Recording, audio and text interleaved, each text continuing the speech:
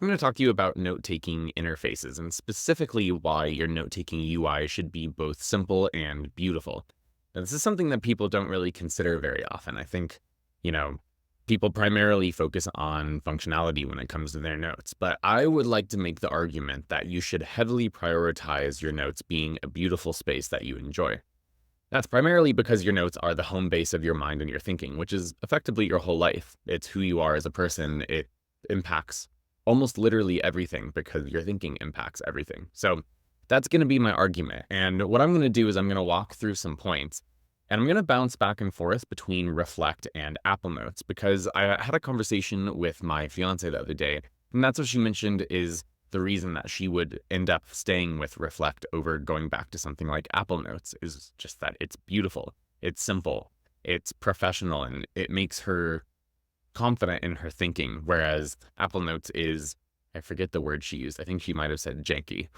For the record, I love Apple Notes. I think it's our biggest competitor, mostly because it's fairly simple, it's very performative, and it's just, you know, that's a good app. So this is not to bash Apple Notes. This is all about interface. But let's get started. I'm going to go to point one here and Reflect, and then I'm going to talk point two in Apple Notes, and I'll be toggling back and forth.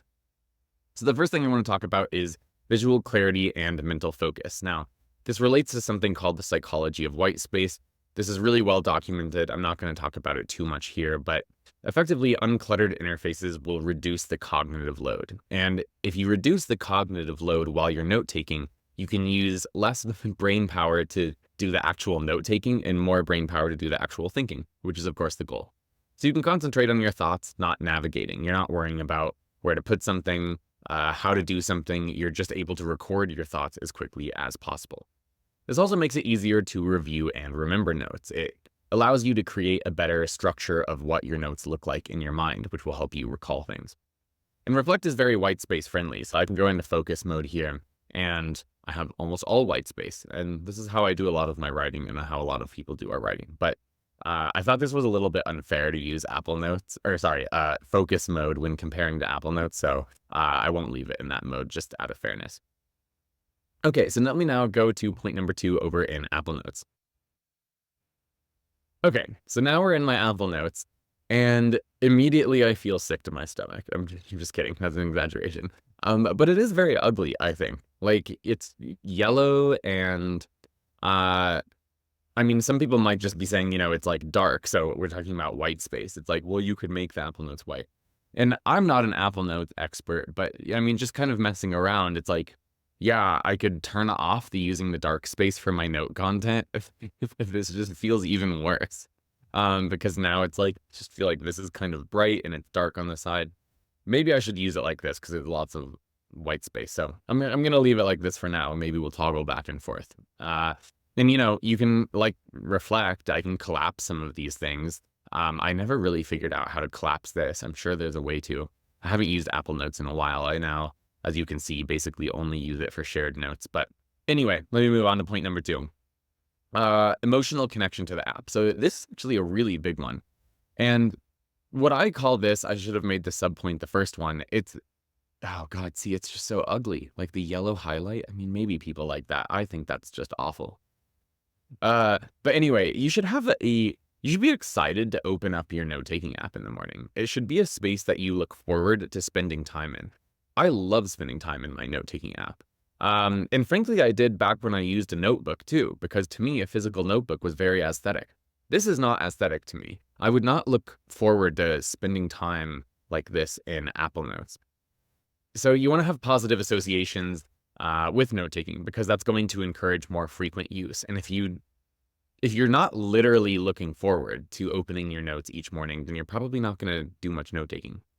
And so part of that's conscious, but that's a subconscious desire to open the app. It should be your go-to place when you get that kind of spark of thinking. So emotional connection to the app, that is a pretty big one. Oh, okay, let me go back over to Reflect. Gosh, see, I just feel like this is just, I mean, maybe this is just because it's my home base. I don't know. I'm actually curious to hear from people. I won't be offended if you like genuinely prefer the space of Apple Notes, but it almost just makes my brain hurt. Okay, so the importance of beauty for inspiration and creativity. So I think this is where people kind of stop thinking about the interface of note-taking apps. I think a lot of people have thought about the simplicity. A lot of people have probably thought about minimalism and whatnot, but how often have you thought about how beautiful your note-taking app is? And, a good way to think about this is like your physical workspace. I think most people appreciate this in their office. It's like you want to put some nice things on the wall behind so that it looks fine. You want the lighting to be nice. I tend to like really warm lighting in my office, even though right now I'm doing a lot of outdoor light for the video. And so cultivating the space that you're living in, like your office or your home or your room, this is something people are very, very familiar with. Why wouldn't we do it with our digital space?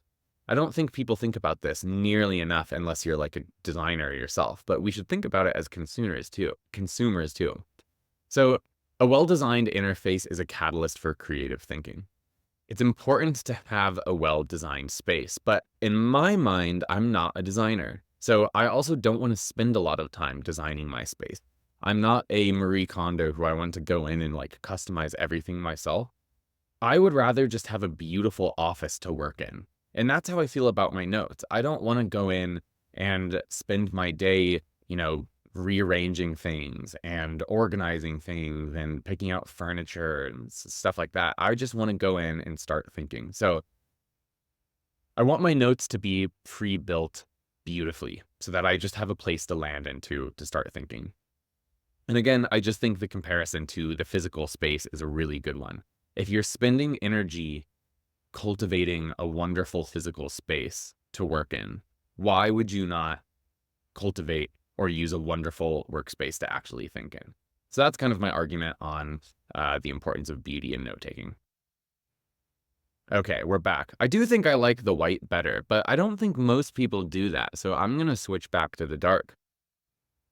I mean, I think from a design standpoint, this is probably better. I'm not a designer for the record, but anyway, okay, cross-device consistency. So now Apple Notes is actually, I think, pretty good at this. So this is not me bashing Apple Notes. This is just a genuine point about the interface, but you want a seamless experience across your desktop, your tablet, and your smartphone, which are the main places that people usually take notes from.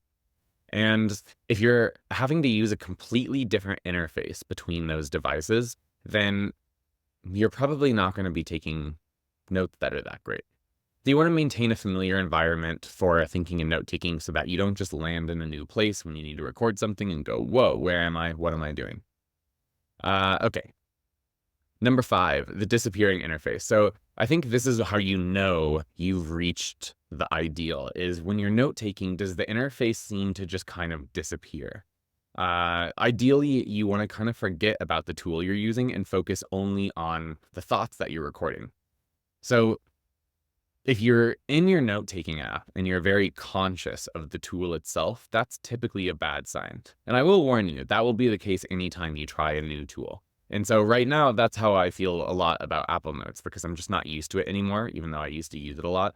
And so it does not disappear. I'm just very conscious of all of this interface, and just so little of it actually seems to be me recording my thinking. And you want to focus on the content creation. So you don't want a lot of things distracting you. Again, that's why I really like this focus mode that is just pretty much all white space. I'm going to leave it on this now.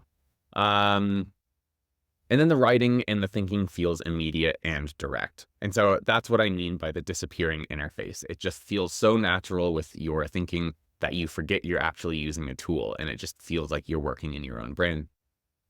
Okay, last one here. Enhancing the thinking process. So you want to reduce decision fatigue. And so right now, it's Apple Notes, there's a lot of folders. I just kind of made this note for this video, but if it was a different note I was actually using, what folder would I put it into? You can see I used to have it organized by the different projects and companies I was working on. Although that all says 0, so I'm not sure why these are here anymore. Like I said, it's been a really long time since I've used my Apple Notes, but I just don't really get the organization system. And they have backlinks now, but it's not completely obvious. How do you even do a backlink? I don't even know how to do a backlink here. So they have kind of like some of these elements, but it requires a huge cognitive load and creates a ton of decision fatigue while you're just trying to record your thoughts. So you want fewer distractions that will allow you to focus on capturing your thoughts.